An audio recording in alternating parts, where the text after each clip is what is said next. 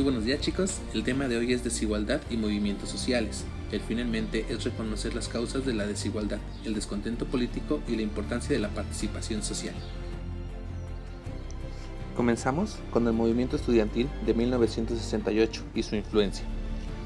Una riña que comenzó por un partido de fútbol desencadenó una desproporcionada represión de la policía y continuó con las manifestaciones para celebrar el 9º aniversario del triunfo de la Revolución Cubana.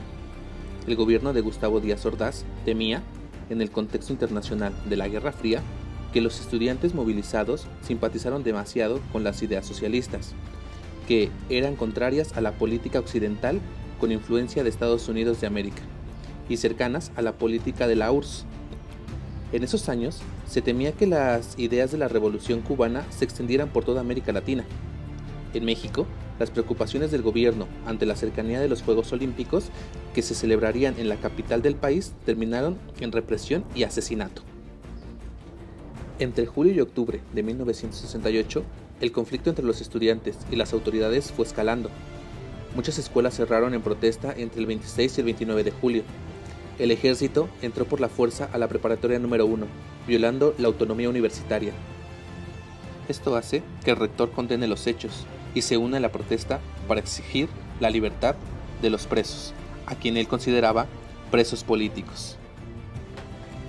El 2 de agosto se creó el Consejo Nacional de Huelga, CNH, en el que participaron estudiantes de las principales universidades públicas y algunas privadas, escuelas normales y universidades estatales, quienes acordaron un pliego petitorio para exigir diálogo con el gobierno con la consigna «Únete, pueblo». El ejército desalojó con tanquetas a los integrantes de una protesta en el Zócalo el 28 de agosto. El 13 de septiembre, los estudiantes marcharon en silencio por Reforma hasta el Zócalo. Si el gobierno los acusaba de violentos, demostraban a la sociedad que se equivocaba. Fue inútil. El 18 de septiembre, el ejército ocupó Ciudad Universitaria y el 24, las instalaciones principales del Instituto Politécnico Nacional. El 2 de octubre de 1968, un grupo, ahora se sabe que fue el Batallón Olimpia, provocó que el ejército abriera fuego contra los estudiantes que se encontraban en un mitin en Tlatelolco. Murieron decenas de personas. Centenas de estudiantes fueron apresados y llevados al campo militar número 1. Los dirigentes del Consejo Nacional de Huelga, CNH, fueron encarcelados. Con esta medida, el gobierno creyó que ponía fin a la rebelión estudiantil que había sembrado el sistema político mexicano. Sin embargo, la influencia de la lucha estudiantil inspiró a muchos en las siguientes décadas para buscar un gobierno más democrático y cercano a la gente. Varios estudiosos consideran esta tragedia como el anuncio del final de los gobiernos surgidos de la Revolución Mexicana. Después del 2 de octubre, algunos miembros del movimiento abandonaron el activismo. Otros se unieron a luchas radicales, mientras otros continuaron trabajando por un cambio social por la vía política, mediante la participación civil y construyendo el diálogo institucional. La generación de 1968 y su crítica del régimen postrevolucionario es fundamental en la construcción de la democracia del país.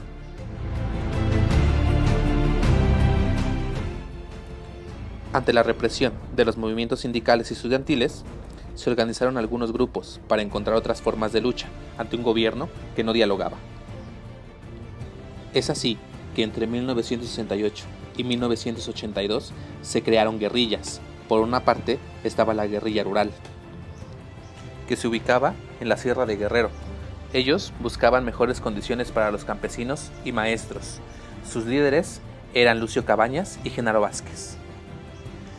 Y también estaba la guerrilla urbana, que se ubicaba en las grandes ciudades como Monterrey, Ciudad de México y Guadalajara.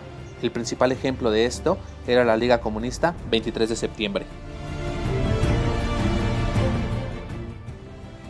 Otro de los movimientos importantes en nuestro país es el movimiento por el derecho de las mujeres. La mujer lucha actualmente por lograr la igualdad de género.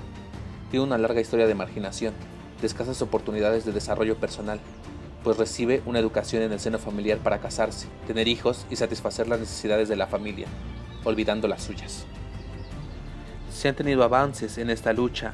Por ejemplo, la mujer ha logrado tener libertad política, teniendo así el derecho al voto en 1953 en el gobierno de Adolfo Ruiz Cortines, y en 1955 es electa la primera diputada. Pero todavía hay un gran camino por recorrer, para lograr así la igualdad de género.